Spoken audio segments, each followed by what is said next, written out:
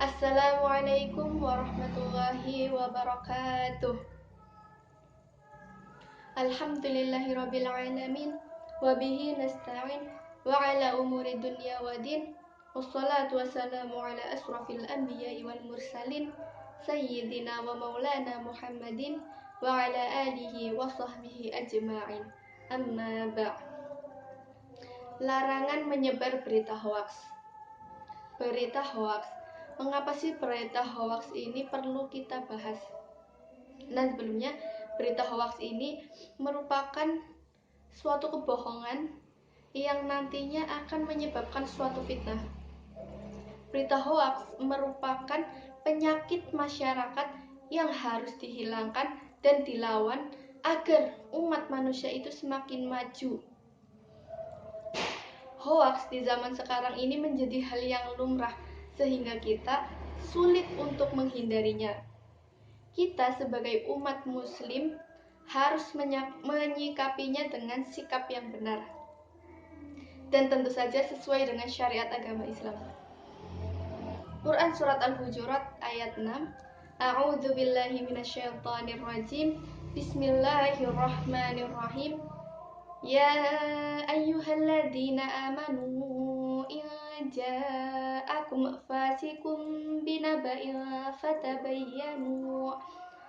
fatabayyanu an tusibu qauman bijahalatin fatusbihu ala ma fa'altum nadimin. Hai orang-orang yang beriman, jika datang kepadamu fasikun, orang fasik, membawa suatu naba, yaitu berita, maka fatabayyanu, periksalah dengan teliti, agar kamu tidak menimpakan suatu musibah kepada kaum tanpa mengetahui keadaannya yang menyebabkan penyesalan atas perbuatanmu itu.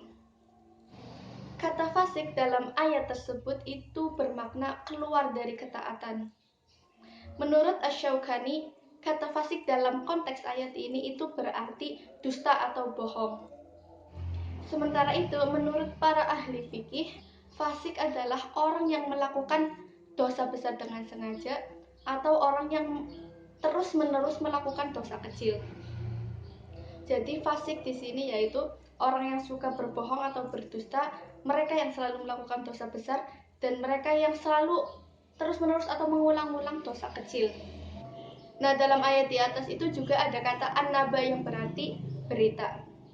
Dalam ayat tadi, makna berita di sini itu adalah berita yang penting, bukan berita yang biasa-biasa saja. Kata an-naba dalam Al-Quran yaitu lebih merujuk ke berita yang sudah pasti kebenarannya. Berita tersebut itu sangat penting untuk diketahui. Berita lain yang dimaksud dalam Al-Quran adalah berita tentang umat-umat terdahulu yang Allah sampaikan kepada Nabi Muhammad. Dalam surat Al-Hujurat ayat 6 ini, kata dalam ayat ini itu tidak menekankan pada berita yang benar, tetapi dalam ayat ini kita diperintahkan untuk selalu berhati-hati dalam menerima berita. M. Quraisy Shihab mengatakan bahwa orang muslim itu tidak perlu membaca ataupun melihat berita-berita yang tidak penting. Bahkan berita itu pun ketika didengar itu tidak wajar. Karena menurut M. Quraisy Shihab itu hanya akan membuang waktu dan tenaga kita karena mengurusi berita-berita yang tidak penting. Sedangkan kata fatabayyanu dalam Quran Surat Al-Hujurat ayat 6 itu berarti memeriksa dengan teliti, mencermati, dan mengidentifikasi suatu berita. M. Quraisy Shihab mengatakan fatabayyanu dalam Quran Surat Al-Hujurat ini adalah memilah suatu berita atau memilih informasi, memastikan orang yang membawa berita itu benar dan orang tersebut itu memiliki integritas yang baik. Menurut M. Quraisy Shihab, kita harus menganalisa suatu berita dulu sebelum disebarkan ke khalayak umum. Ada satu cerita di zaman Nabi, itu dari riwayat Bukhari dan Muslim dari Aisyah radhiyallahu an. Rasulullah Shallallahu alaihi wasallam ketika ingin bepergian, dia selalu mengundi istri-istrinya. Nah, pada saat itu Rasulullah ingin pergi untuk berperang, kemudian dia mengundi istri-istrinya. Dan yang keluar dari undian itu adalah Aisyah radhiyallahu an. Pada saat itu Aisyah pergi bersama Rasulullah menggunakan tandu. Nah, ketika dalam perjalanan Aisyah kehilangan kalungnya. Kemudian dia turun dari tandu dan mencari kalungnya. Dan tiba-tiba dia ditinggal oleh rombongan perang tersebut. Dia sendirian. Dia menunggu di bawah pohon. Tetapi kemudian Sofwan bin Al-Mu'atil itu ternyata juga tertinggal dari rombongan. Dan akhirnya Sofwan memerintahkan Aisyah untuk menaiki untanya. Dan mereka berdua itu sama sekali tidak berbicara ataupun menoleh. Sofwan hanya memegang tali pengendali unta tersebut. Tetapi suatu saat Abdullah bin Ubay melihat mereka berdua. Abdullah bin Ubay ini sangat membenci Rasulullah hingga akhirnya dia mendapat hikmah untuk menyebarkan berita ini, mendapat kayak berita yang cocok untuk menjatuhkan Rasulullah.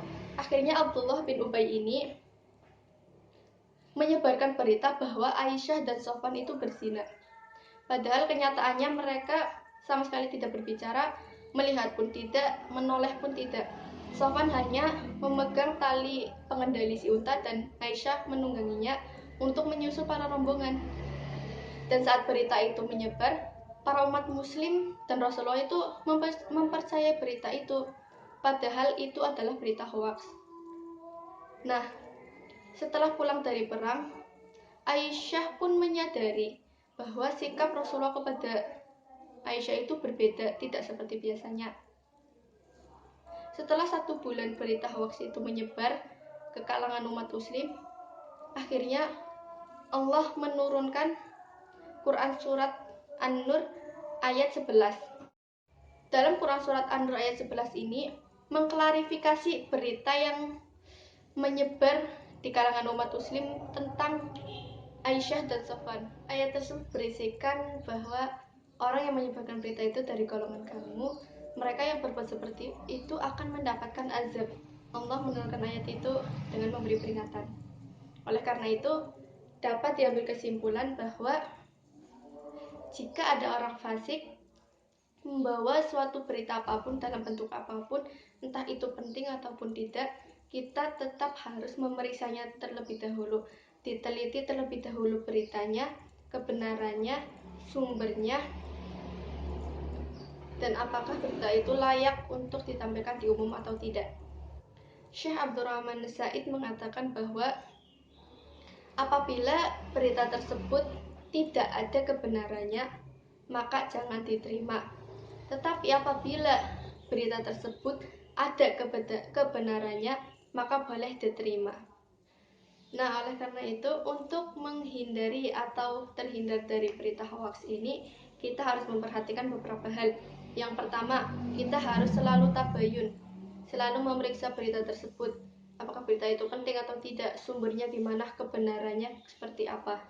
Kemudian yang kedua, siapa yang menyampaikan berita tersebut?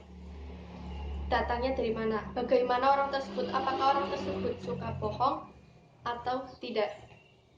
Yang ketiga, kita tidak mudah tersulut oleh berita-berita yang tidak penting. Kemudian yang keempat, bersikap objektif dalam melihat berita. Allahul muwaffiq ila aqwamit thoriq. Semoga yang saya sampaikan bisa bermanfaat. Semoga kita semua terhindar dari segala fitnah. Amin amin ya rabbal alamin. Akhirul kalam. Wassalamualaikum warahmatullahi wabarakatuh.